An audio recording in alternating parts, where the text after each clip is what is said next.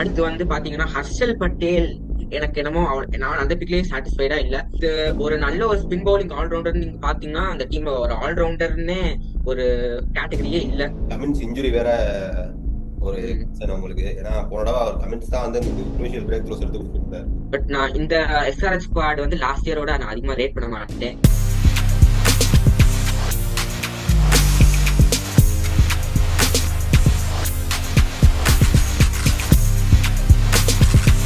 Okay, அடுத்து நம்ம SRH பார்த்துடலாம். எஸ்ஆர்எச்ல வந்து இப்போ போல ஃபர்ஸ்ட் எடுத்தோன்னே கிளாஸ் என்டர்டைன் பண்ணியிருந்தாங்க 23 கோடிக்கு.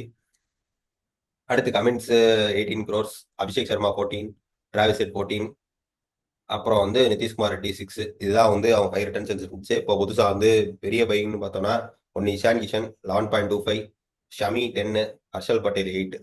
ஸோ 3 பெரிய பைஸ். பெருசா அவங்க அதுக்கப்புறம் எதுவுமே எல்லாமே வந்து சின்ன சின்ன பைஸ் தான், பெரிய பிட்டிங் வார் எதுவும் கிடையாது. ஸோ எப்படி டீம் எப்படி இருக்கு?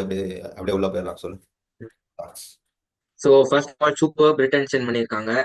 இப்போ top players first of all Henry Klaas 23 crore பிராக்கெட்ல ரீடைன் பண்ணியிருக்காங்க. ஸோ அவர் மேபி கேட்டிருக்கலாம் அந்த ப்ரைஸ். ஸோ ஐ திங்க் அவங்க பிக்ஸ்ல நான் சாட்டிஸ்ஃபைடான்னு கேட்டா இல்ல. ஏன்னா இஷான் கிஷான் வந்து உங்களுக்கு நம்பர் 3 வந்து உங்களுக்கு நிறைய யங்ஸ்டர்ஸ் நிறைய பிளேயர்ஸ் இருக்கும் போது உங்களுக்கு ஏன் இஷான் கிஷன் அந்த ஸ்பாட்டுக்கு தேவைன்னே எனக்கு புரியல. இதுக்கு நீங்க எக்ஸ்ட்ரா நட்ராஜனுக்கு போட்டு ஒரு நல்ல டெத் பவுலர் வாங்கியிருக்கலாமே. ஸோ அந்த நம்பர் 3 ஸ்பாட் எதுக்குன்னே எனக்கு புரியல. அடுத்து வந்து பாத்தீங்கன்னா ஹர்ஷல் பட்டேல். எனக்கு என்னமோ நான் அந்த பிக்லயே சாட்டிஸ்ஃபைடா இல்ல. நான் வந்து பஞ்சாப்க்கு ஐ தாட் பஞ்சாப் வந்து ஆர்டிஎம் போட்டுருவாங்கன்னு தான் நினைச்சேன். இதுக்கு பீப்பிள் ஹர்ஷல் பட்டேலுக்கு முல்லன்பூர் எக்கானா மாதிரி தான் அவருக்கு இருக்கும். இந்த பிளாட் விக்கெட்னு பாத்தீங்கன்னா எனக்கு என்னமோ ஹர்ஷல் பட்டேல் அவ்வளவு எஃபெக்டிவா இருக்க மாட்டாரு. ஓகே 3 விக்கெட் உங்களுக்கு எடுப்பாருன்னு வச்சுக்கோங்களேன். 65 ரன் மினிமம் 4 ஓவர்ல கொடுத்துறது கேரண்டின்னு இப்ப சொல்லிடலாம். வேற அவங்க எடுத்தது பாத்தீங்கன்னா முகமது ஷமி எடுத்தாங்க, ஃபிட்னஸ் கன்சர்ன். பட் அந்த வேர்ல்ட் கப் அடுத்து அந்த அவர் டெவலப் பண்ணியிருக்காரு, நிறைய ஸ்லோவர் டெலிவரிஸ் வச்சிருக்காரு. இந்த வேர்ல்ட் கப் அடுத்து ஒரு சூப்பர் பிளேயர் வந்திருக்காரு. இன்ஜுரிக்கு அடுத்து மேபி நல்லா பண்ணா அந்த டீமுக்கு ஒரு அட்வான்டேஜ் தான். அடுத்து அபினவ் மனோகர் எடுத்திருக்காரு. நான் அது சூப்பரா ரேட் பண்ணுவேன் அபினவ் மனோகரை. லோயர் ஆர்டர்ல இப்ப ஏன் மார்க் ஆக்ஷன்ல நான் எடுத்த பிளேயிங் லெவன் சொல்லிட்டு அதை எக்ஸ்பிளைன் பண்ணிட்டு இதுக்கு வரேன். First of all Travis Head will open with Abhishek Sharma mock ஆக்ஷன்ல. Number 3 Raghuvanshi, number 4 Klaasen, number 5 Nitish Reddy, number 6 பதேரா, number 7 Kunal Pandya, number 8 Cummins, number 9 Deepak Chahar, number 10 Natarajan, number 11 பாத்தீங்கன்னா ஸ்ரேயாஸ் சவான். 2 பேர்ல மாத்தி மாத்தி அடிக்குவாங்க. இம்பாக்ட் பிளேயரா நான் 4 ஃபாரினர்ஸை எனக்கு அந்த சுச்சுவேஷன் ஏத்த மாதிரி கொண்டு வந்திருக்கேன். ஃபெரீரா, ஆட்கின்சன், நபி, துஷாரா. இப்ப எனக்கு ஒரு எக்ஸ்ட்ரா ஒரு டெத் பவுலர் வேணா நான் துஷாராக்கு போலாம். சோ ரொம்ப ஒரு சடன் கொலாப்ஸ் ஆயிடுச்சுன்னா எனக்கு இன்னொரு பவுலிங் ஆப்ஷனும் வேணும்னா நான் ஆட்கின்சன் வச்சிருக்கேன். சோ கடைசியில வந்து எனக்கு நல்லா ஹார்ட் ஹிட்டர் வேணா டொனவன் ஃபெரேரா. பிளாட் மாட்டுச்சுன்னா கழட்டி கொடுத்துருவாரு ஃபெரேரா. அடுத்து எக்ஸ்ட்ரா ஒரு ஆஃப் ஸ்பின்னர் வேணா எனக்கு மேபி நான் போய் ஆடுவேன். So this is my mark ஆப்ஷன்ல இப்படிதான் எடுத்திருந்தேன். இவங்க என்ன தப்பு பண்ணிட்டாங்கன்னா நட்ராஜனுக்கு திருப்பி போல. சோ உங்களுக்கு பண்ணத உங்களுக்கு நட்ராஜன் இவ்வளவு வருஷமா நல்லா பண்ணவரை விட்டுட்டு ஹர்ஷல் பட்டேல் பிளஸ் நீங்க இஷான் கிஷான் தேவையில்லை அந்த டீமுக்கு ஐ திங்க் நம்பர் 3 ஒரு யங்ஸ்டர் இல்லைன்னா நம்பர் 3 ஷெய்க் கிறிஸ்து. வேற நிறைய ஆப்ஷன்ஸ் இருந்துச்சு, அவங்க போல. அடுத்து ஒரு நல்ல ஒரு ஸ்பின் பவுலிங் ஆல்ரவுண்டர் நீங்க பாத்தீங்கன்னா அந்த டீம்ல ஒரு ஆல்ரவுண்டர்னே ஒரு கேட்டகரியே இல்ல. ஸ்பின் பவுலிங் ஆல்ரவுண்டர் கடைசியில அந்த சச்சின் பேபி எடுத்தாங்க. பட் 11ல இடம் கிடைக்காது. பட் காமெண்டு மெண்டிஸ் எடுத்தாங்க. T20ல ப்ரூவன் கிடையாது. ஈசான் மலிங்கா T20ல ப்ரூவன் கிடையாது. வேற உனாட்கட் லாஸ்ட் இயர் நல்லா பண்ணாரு. சோ அது ரொம்பவே நல்லா பண்ணல. எக்கானமி மத்த எல்லா பவுலர்ஸ் அடி வாங்கும் போது அவர் ஓகே டீசெண்டா தெரிஞ்சாரு நம்மளுக்கு. சோ சவான் எல்லாம் மார்க்கெட்டே நம்ம சவான் ஸ்ரேயாஸ் சவான் ரொம்ப ரேட் பண்ணுது. இப்ப பாத்தீங்கன்னா பிரசாந்த் சோலங்கி தான் அந்த இந்த டீம்ல இருக்காரு, சையத் முஸ்தக் அலியையும் இப்ப விஜய் ஹசாரேலையும்.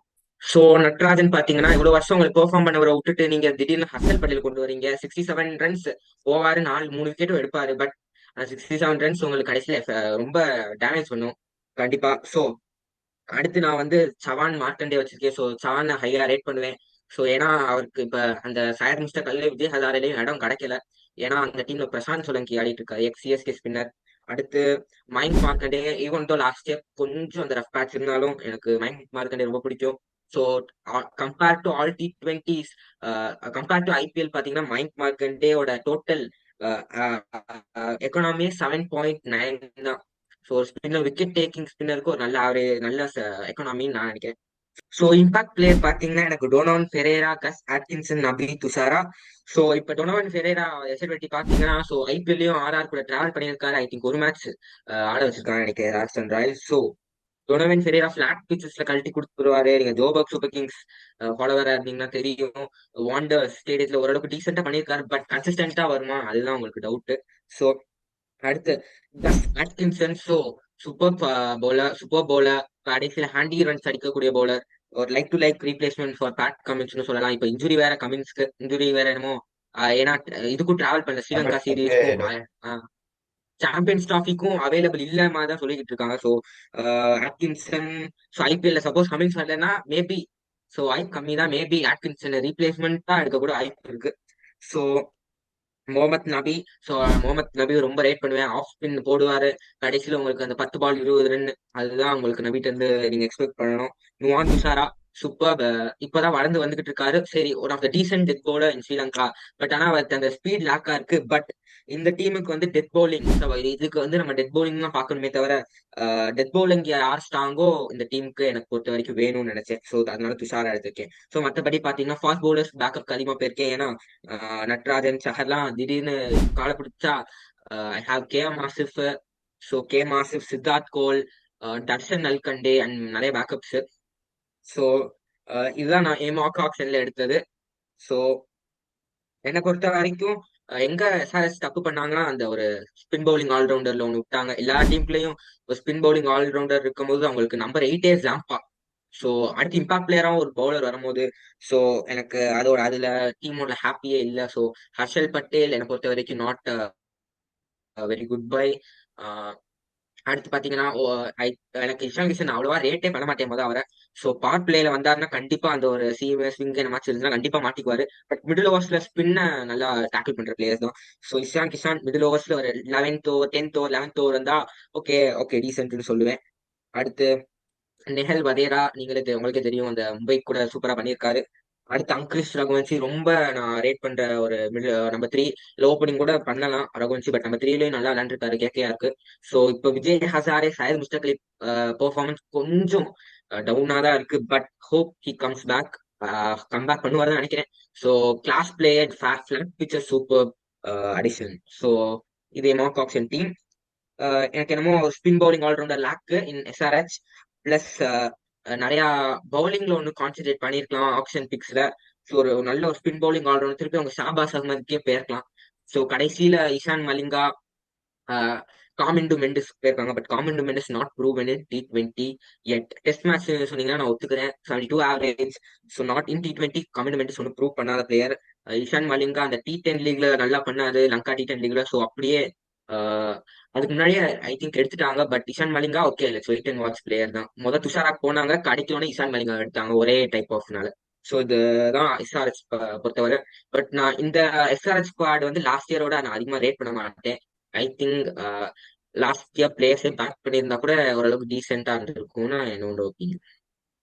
சரி, ஓகே, அப்படியே கம்பேர் பண்ணிடுவோம் லாஸ்ட் இயர் டீமோட. போன தடவை ஓப்பனிங் பேர் அப்படி ம் இருந்தாங்க. ஸோ வந்து நம்பர் 3 வந்து இஷான் கிஷன் வந்திருக்காரு. இஷான் கிஷன் வந்து ராகுல் திரிபாதிக்கு ரீப்ளேஸ்மெண்ட் வந்திருக்காரு. ஸோ 2 பேர் நம்பர்ஸ் போனா ம் ராகுல் திரிபாதிக்கு ஒரு ஆஃப் இயர் தான். ஸோ அதனால வந்து இந்த தடவை எப்படி இருக்க போகுதுன்னு நமக்கு தெரியாது. இஷான் கிஷன் போன தடவை இருந்த பெர்ஃபார்மன்ஸ் வந்து ராகுல் திரிபாதியோட கொஞ்சம் பெட்டரா தான் இருந்துச்சு. ஸோ அந்த இடத்துல ஒரு அப்கிரேட் ம் பண்ணிருக்காங்க வச்சுக்குவோம். ஸோ அடுத்து நம்பர் 3 நம்பர் 4 வந்தோம்னா என்கேஆர் இருக்காரு. அடுத்து நம்பர் 5ல வந்து கிளாஸ்னு வருவாரு. நம்பர் 6ல வந்து அப்துல் சமாதுக்கு பதிலா அபினவ் மனோகர். எனக்கு தெரிஞ்சு அதுவும் ஒரு சின்ன அப்கிரேட் மாதிரி தான் நினைச்சோம். ஸோ பேட்டிங்ல ஃபுல்லா அப்கிரேட் தான் வந்திருக்கு. ஸோ பவுலிங்ல வந்து ஸ்பின் டிபார்ட்மெண்ட்டுங்கிறது போன தடவை இல்லவே இல்லை. இந்த தடவை வந்து இவர் வந்திருக்காரு. ராகுல் சஹரும் ஆடம் சம்பாவும் வந்திருக்காங்க.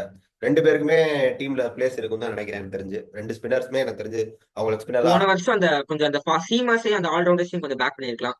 சோ எனக்கு என்னமோ திருப்பி மார்க்ரம் கூட எனக்கு ரொம்ப பிடிச்ச பிளேயர். மார்க்ரம் ஒரு கேம் எடுத்துட்டு போகக்கூடிய எபிலிட்டி இருக்கு. ஸோ நான் வந்து மார்க்ரம் பேக் பண்ணிருப்பேன்.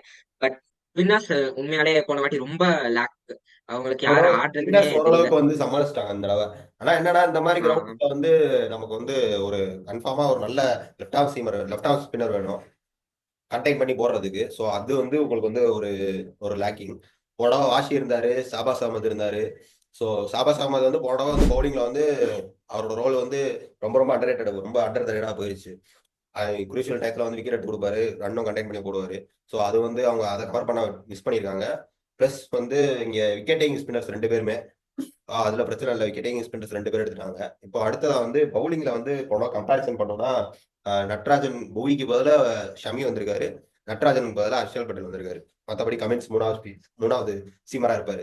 ஸோ இப்போ வந்து நட்ராஜனோட நம்பர்ஸ் போனவையும் பார்த்தீங்கன்னா கிட்டத்தட்ட போனவை கொஞ்சம் அவர் ஸ்டாண்டர்டுக்கு இல்லை, 10 கிட்ட போயிருச்சு எக்கனாமி. பட் இருந்தாலுமே வந்து ஹர்ஷல் பட்டேல் வந்து ரன் எப்படியும் கொடுத்துருவாரு, அவரோட எக்கனாமி போனோட 12.6 இருக்கு. ஸோ அப்படி இருக்கும்போது கிட்டத்தட்ட அவங்க வந்து இங்க வந்து ஒரு டவுன் கிரேட் தான் இருக்கு அவங்களோடது. ஸோ இதுவும் ஷமி ஷமி வந்து இங்க எப்படி சூட் ஆவாரு, அகமதாபாத்ல வந்து யார் போட்டாலுமே ஓரளவுக்கு நல்லா தான் போட்டுருவாங்க. பட் இங்க வந்து எனக்கு என்னமோ இன்னொரு ஒரு ஸ்விங் பவுலர் தான் ஐ திங்க் ஏர்லியான உங்களுக்கு பார்ட் பிளேல விக்கெட் எடுக்கணும் விக்கெட் இந்த எடுக்கணும். ராஜீவ் காந்தி ஸ்டேடியத்துல. ஸோ ஆர் ஸ்விங், வைபவ் அரோரா, தீபக் சஹர், நீங்க ஃபாரின் ஆப்ஷன் போறீங்கன்னா ட்ரெண்ட் போல்ட், நிறைய ஆப்ஷன்ஸ் இருக்கு உங்களுக்கு. ஆமா, ஸோ அதுக்கு எல்லாமே பேர்க்கலாம். இவங்க கொஞ்சம் எனக்கு பட் ஆனா தெரிஞ்சு ஷமி இப்பவே கொஞ்சம் எல்லாத்தையும் எனக்கு எடுத்தாங்க. என்னமோ ஷமி ஓகே தான் தோணுது. ஏன்னா இப்ப இந்த வேர்ல்ட் கப்புக்கு அப்புறம் இந்த டெத் போலிங்ல கொஞ்சம் இம்ப்ரூவ் பண்ணியிருக்காரு. ஸோ பாப்போம். ஷமி பட் ஆனா அவங்களுக்கு இன்ஜுரில இருந்து புவனேஸ்வருக்கு வராரு. ரீப்ளேஸ்மெண்ட் கிடையாது, பட் இருந்தாலும் அவர் நல்ல பிக்கு தான். ஆமா. ம். அவங்களுக்கு ஓரளவுக்கு ஒரு வேல்யூ ஆட் பண்ணுவாரு. ஸோ என்னன்னா அவங்களுக்கு வந்து இந்த மாதிரி ஏர்ல தெரிஞ்சு ஏர் ஸ்விங் பண்ற அந்த மாதிரி பவுலர் தான் வந்து இந்த மாதிரி ஒரு ஃபிளாட் ட்ராக்ஸ்ல வந்து கை கொடுக்குற மாதிரி இருக்கும். ஏன்னா திடீர்னு வந்து ஒருவேளை ஈவினிங் கேம்ஸ்லாம் வந்து ஷமி வந்து அவங்களுக்கு எதிர்பார்க்குற அளவுக்கு எஃபெக்டிவா இருக்க முடியாது. ஸோ அந்த மாதிரி டயத்துல புவனேஸ்வரோ இல்லை வந்து இந்த மாதிரி தீபக் சகரோ இல்லை ட்ரெண்ட் போல்ட்டோ வந்து எஃபெக்டிவா இருந்திருக்கலாம். ஸோ அது வந்து கொஞ்சம் மிஸ்ஸிங் தான். ஸோ பவுலிங்ல தான் உங்களுக்கு கன்சன்ஸ். ஒருவேளை வந்து உங்க பவுலர்ஸ் ஹர்ஷல் பட்டேல் கூட பர்பிள் கேப் ஹோல்டர், பட் இருந்தாலுமே அவர் மேல வந்து பெரிய ஹோப் கிடையாது. காரணம் வந்து ரன்ஸ் நிறைய போயிடுறாரு. ஸோ அவர் வந்து மேட்ச் ஏன்னா போன வருஷம் அவங்க ஆடின ஸ்டேடியமும் முல்லாம்பூர் ஸ்டேடியம். So correct. ரொம்ப அந்த ஸ்லோ பிச் பிளாட் ட்ராக்னால கொஞ்சம் எக்கானமி கம்மியா இருக்கும். அவரோட பாஸ்ட் இதோட கொஞ்சம் கம்மியா தான் இருந்துச்சு. பட் இங்க பாத்தீங்கன்னா அப்படியே ஆப்போசிட் கேஸ்னால கண்டிப்பா ஹர்ஷல் பட்டேல் ரன் ரொம்ப போயிருவாரு. ஸோ இம்பார்ட்டன்ட் ரன்ஸ் ஒரு 2 விக்கெட் எடுத்தாலும் அந்த ரன் வந்து உங்களுக்கு ரொம்ப தலைவலி தான் ஹர்ஷல் பட்டேல்கிட்ட. கமின்ஸ் இன்ஜுரி வேற ஒரு ம். கன்சர்ன் உங்களுக்கு. ஏன்னா போன தடவை அவர் கமின்ஸ் தான் வந்து எனக்கு குரூஷியல் பிரேக் த்ரோஸ் எடுத்து கொடுத்துருந்தார் பவுலிங்ல. மற்றபடி நல்லா கேப்டன்சி ஆப்ஷன் கூட நல்லா கேப்டன்சி முன்னாடி இருந்துச்சு. போயிடுச்சு. ஸோ அவங்களுக்கு பேக்கப்ஸ்ன்னு பார்த்தோம்னா பிரைடன் கார்ஸ் ஒரு நல்ல பேக்கப் எனக்கு தெரிஞ்சு. Super backup Brydon Carse. So அவர் வந்து ஒரு உள்ள சிப்பின் பண்றதுக்கு வாய்ப்பு இருக்கு. அவரும் கிட்டத்தட்ட கமின்ஸ்க்கு தான் பேக்கப் எடுத்து வச்சிருக்காங்க நினைக்கிறேன். அப்புறம் சீசன் அன்சாரி யூபி லீக்ல பார்த்துருப்போம். ஸ்பின்னர் ராகுல் சாருக்கு பேக்கப் வச்சிருக்காங்க. அப்புறம் வர்மா, அதர்வா டைடே, சச்சின் பேபி இவங்களாம் வந்து லோக்கல் பிளேயர்ஸ். அவங்கள வந்து பேட்டிங் பேக்கப்ஸ்க்கு வச்சிருக்காங்க. ஸோ சச்சின் பேபி ரொம்ப நாள் அந்த ஆர்சிபில 2016 அதுக்கு அடுத்து ஒரு லீன் பேட்ச், ரொம்ப பட் நாள் இன்னைக்கு ஒரு கழிச்சு சான்ஸ் இப்பதான் கிடைச்சிருக்கு. வந்து ஆனா காலங்காலமா அது ஒரு நல்ல ஆஃப் ஸ்பின்னு பிளஸ் நல்ல ஒரு டீசெண்டா பண்ணியிருக்காரு. வெயிட் ஃபீல்டிங் பண்ணி தான் பயங்கரம். பார்க்கணும் பெர்ஃபார்மன்ஸ். சிமர்ஜித் இங்க வந்திருக்காரு. சிமர்ஜித் இங்க வர்றதுக்கு எனக்கு தெரிஞ்சு புவனேஸ்வர் குமாருக்கு கிட்டத்தட்ட அந்த மாதிரி ரோல் வந்து சிமர்ஜித்துக்கு கிடைக்கும்னு நினைக்கிறேன். எனக்கு தெரிஞ்சு மேபி வரலாம். மற்றபடி டீம்ல வந்து நம்ம பார்த்தா பேட்டிங்ல கொஞ்சம் அப்கிரேட் கொடுத்துருக்காங்க, பவுலிங்ல கொஞ்சம் டவுன் கிரேட் ஆயிருக்கு. ஸோ இதை வச்சு பேட்டிங் ஃபயர் பவர் நம்பி தான் டீமே இருக்கு. அபிஷேக் சர்மா, டிராவிஸ் ஹெட் அதே மாதிரி ஸ்டார்ட் கொடுத்தாங்கன்னா இந்த வருஷமும் அவங்க பிளே ஆஃப். ஆனா பேட்டிங் மட்டும் டிராவிஸ் ஹெட், அபிஷேக் சர்மாக்கு, ரிஷான் கிஷான் படமா பேருச்சுன்னா மாட்டிக்குவாங்க ஒரு இடத்துல. அவ்வளோதான், அதோட அவங்க டோட்டல் கடைசியில பேட்டர் இல்லாம மாட்டிக்குவாங்க. கரெக்ட் தான். டிராவிஸ் ஹெட் அவங்களுக்குலாம் பெருசா பேக்கப்ஸும் கிடையாது பெருசா. மொத்தமே 20 மெம்பர்ஸ் ஸ்குவாட் தான் அது. ஸோ அவ்வளோதான் அவங்களுக்கு. மற்றபடி அவங்களுக்கு எதுவும் பிரச்சனை இல்லை, எதுவும் கிடையாது. இந்த வருஷம் வந்து இது வேற பேக்கப்ஸ் வேற 12 மேட்சஸ்க்கு அப்புறம் கூட வர கூட நம்ம வந்து ரீப்ளேஸ்மெண்ட் சமைச்சு ரீப்ளேஸ்மெண்ட் சைன் பண்ணிக்கலாம். அப்படிங்கறதுனால கூட அவங்க 20 மெம்பர்ஸ் ஸ்குவாட் கூட எடுத்துக்கலாம். ஸோ அவ்வளோதான் எனக்கு தெரிஞ்ச எஸ்ஆர்எஸ்ல மற்ற டீம்ஸ் எல்லாமே முடிச்சிட்டோம். இதுதான் கடைசியாக அதை ஒன்று சொல்லணுமா? ஸோ எஸ்ஆர்எச் லாஸ்ட் இயரோட இந்த இந்தியாவோட பவுலிங் அட்டாக் கொஞ்சம் அவங்க நல்ல ஒரு ஒரு ஆஸ்வின் பவுலர் பிளஸ் ஒரு நல்ல நட்ராஜனே திருப்பி பேக் பண்ணிருக்கலாம். ஸோ ஒரு லாக்கின் and spin bowling allrounder, left arm spin bowling allrounder, இல்லைன்னா ஒரு நல்ல ஒரு தள்ளுற பவுலர் எடுத்திருக்கலாம். டக்குன்னு 95 96 போட்ட ஸ்பீட் பவுலர் எடுத்திருக்கலாம். ஸோ விக்கெட் டேக்கிங் பவுலரும் வச்சிருக்காங்க இன் ஜாம்பா, இன் ராகுல் சஹர். ஸோ பட் ஆனா ரன்ஸ் போவாங்க. சோ அது நம்ம இப்பயே சொல்லியிருக்கலாம். இவங்களுக்கு அந்த ரன் விக்கெட்டும் எடுப்பாரு ராகுல் சஹர், ஆடம் ஜம்பா, ரன்னும் போவாங்கனால. சோ அது அந்த ஒரு allrounder lacking in this team. And Brydon Carse comment சொன்ன ட்ரீட்மெண்ட்ல பெர்ஃபார்ம் பண்ணல. Hope he performs. 2 கையிலையும் போடலாம் காமெண்ட். ஸோ உள்ள எடுத்துட்டு வரவாங்களா தெரியாது. ஸோ தட் இஸ் மை அமித் மிந்திஸ் ஒப்பீனியன். வர்றதுக்கு சான்ஸ் கொஞ்சம் கம்மி தான். காரணம் வந்து ஆமா. ஆல்ரெடி ஹெட் கிளாசன் கமின்ஸ் இல்லைன்னா எனக்கு தெரிஞ்சு பிரேடன் கார்ட்ஸ் தான் கொண்டு வருவாங்க. அதனால அவங்களுக்கு காம்படிமெண்ட்ஸ் வர்றதுக்கு வாய்ப்பு இல்லை. ஏன் எடுத்தாங்கன்னு எனக்கு தெரிஞ்சு செலெக்ஷனே கொஞ்சம் டவுட் தான். எடுத்ததுக்கு ஏன் எடுத்தாங்க வாய்ப்பு, எங்க வந்து ஆட வைக்க முடியும், என்ன பொசிஷன்ல கொடுக்க போறாங்க, என்ன ரோல் கொடுக்க முடியும், எதுவுமே தெரியல. காம்பினேட்டர்ஸ் ஆடினா உங்களுக்கு அந்த டோட்டல் காம்பினேஷனே ஸ்பாயில் ஆகுது. நிறைய பேர் முன்னாடி வரணும், நிறைய பேர் பின்னாடி போகணும். சோ லைக் டு லைக் மார்க்ரமோட பேக்கப் பாட்ல செட் வந்து ஆட வைக்கிற மாதிரி, மார்க்ரம் இதுக்கு போட இருந்த மாதிரி அவருக்கு பதிலா அவருக்கு வந்திருக்காங்க, அவ்வளவுதான். மத்தபடி என்ன ரோல் அவருக்கு இருக்க போகுது, என்ன பண்ண போறாரு எல்லாம். அவர் வந்து டாப் 4 லெஃப்ட் ஹேண்டர் ஆயிரும். சோ அதுவும் ஒரு concern. So right and left combination பாத்தீங்கன்னா அந்த லைன் அண்ட் லென்த் பவுலர்ஸ் போட்டுறதுக்கு மாத்தணும். சோ நீங்க உங்களுக்கு ஒரு பேட் டெலிவரிஸ் கிடைக்கலாம். சோ அதுவும் பார்க்கணும் அவங்க எப்படி பண்ண போறாங்க. Top 3 left handers. ஸோ நீங்க காம்பினமெண்ட்ஸ் ஆட நம்ம 4 பொசிஷன்ல ஆட முடியும். ஸோ நம்ம 4 லெஃப்ட் ஹேண்டர் ஆகி போயிடும். ஸோ ஒரு நல்ல ஒரு ஆஃப் ஸ்பின் அட்டாக் இதெல்லாம் மாட்டிக்குவாங்க. எடுத்துக்கலாம், சொல்ல முடியாது. அப்படி கூட மேபி இப்ப டிராவல் செட் பேக்கப்னா அவர் ஓபன் பண்ண வைப்பாங்கன்னு கேட்டீங்கன்னா டிராவல் செட்க்கும் ரோல் டிஃபரன்ஸ் இருக்கு. இல்ல அதான் ஈஷான் கிஷன் மேல போட்டு கூட காம்படிமெண்ட்ஸ் 3 கொண்டு வருவாங்க. அப்ப உங்களுக்கு ஒரு ரோல் டெஃபினிஷன் இல்ல, உங்களுக்கு அந்த காம்பினேஷன் நீங்க என்னன்னா ஒரு டீமுக்கு கண்டிப்பா அந்த காம்பினேஷன் இப்ப டோட்டலா ஒரு காம்பினேஷன் ஆடிட்டீங்கன்னா லைக் டு லைக் அந்த பொசிஷன் மட்டும் தான் அவன் மாறணும். சோ கீழே போறது மேல போறதே இருக்கக்கூடாதுன்னு என்னோட ஒப்பீனியன். சோ ஒருத்தனுக்கு உனக்கு இந்த ரோல் நீ போய் பண்ணுனா அந்த நம்பர் 3 பொசிஷன் இஷான் கிஷன் அந்த ரோல் தான் அவன் டோட்டலா கொடுத்துடணும் தான் என் ஒப்பீனியன். ராஜ்செட்டுக்கும் காம்படிமெண்ட்ஸுக்கும் கேம்லயுமே பெரிய டிஃபரன்ஸ் இல்ல. அவர் வந்து அதிரடியான பிளேயர் கிடையாது. காம்படிமெண்ட்ஸ் ஒரு மாதிரி கிளாஸ் பிளேயர், ரன் அடிக்க முடியும். பெரிய ஸ்ட்ரைக் ரேட்லயே ஆட மாட்டாரு, டபால் அடிக்க மாட்டாரு. சோ அது என்ன எதுக்காக எடுத்தாங்கன்னு தெரியல, அது உங்களுக்கு தான் தெரியும். சோ அவ்வளவுதான். நிறைய ஆப்ஷன்ல நிறைய பிளேயர்ஸ் இருந்துமே ஐ திங்க் அந்த ஒரு 2 கையிலயும் போட முடியும் ஆஃப் ஸ்பின் காண்டிதான் எடுத்திருப்பாங்கன்னு என்னோட ஒப்பீனியன். இவரும் அதே மாதிரிதான் கிட்டத்தட்ட அந்த மாதிரி தான் எடுத்திருக்காங்க. மத்தபடி உங்களுக்கு ஆனா டிராவிஸ் ஹெட் இம்பாக்ட் பிளேயரா தான் ஆட வைப்பாங்க நினைக்கிறேன். போன வருஷம் இம்பாக்ட் பிளேயரா தான் ஆடினாரு. ஒரு லாக்கிங் ஒரு ஆல்ரவுண்டர். ஓகே, அப்ப நம்ம முடிச்சுக்கலாம்.